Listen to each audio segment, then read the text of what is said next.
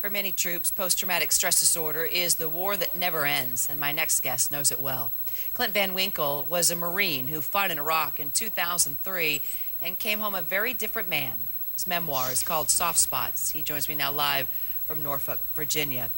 Clint, you know, one thing that you write about is that when you get in country, when you get into Iraq, you're told to pen your death letter, and this is the letter that's sent home to your family and your loved ones if you die. I mean, does that send a message right off the bat that you are just conditioned to understand that, you know, getting out alive, well, it's going to be 50-50 for you?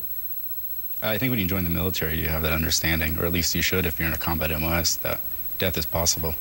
And does that immediately put you in sort of a bizarre mindset when you think about the risk and the stress that comes with that risk and the anxiety and everything else that can build up when you think about death?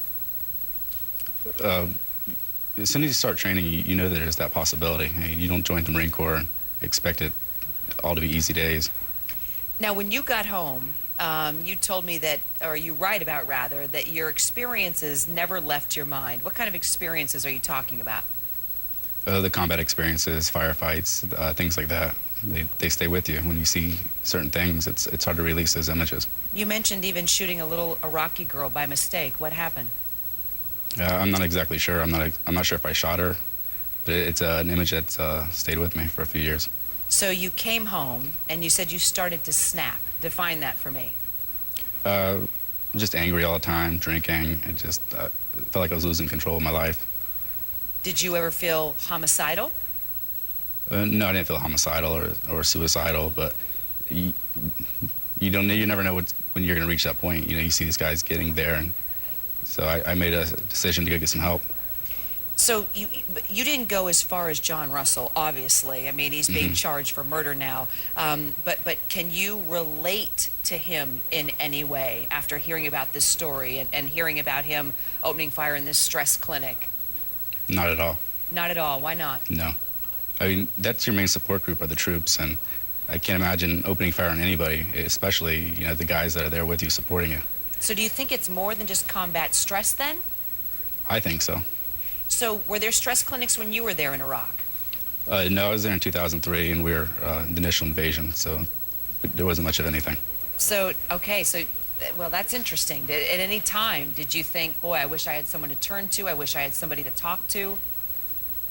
I never felt that way. I never really felt any symptoms of PTSD until after war. So why did you write this book? I was trying to figure out what was going on in my head, and I just started writing. Was it therapy for you? Yeah, it was therapy, and it helped me to open up to myself and then to put it out there, and hopefully it can help other people. Well, I was reading when you came back and you did seek help that you were pretty disappointed. Tell me what happened at the VA hospital. I'm not sure the VA is ready for everything they're going to have to face, and I kept on going back to the VA over and over again and never got the help I needed, and I finally went to a vet center in Phoenix, Arizona, and the veterans helped me.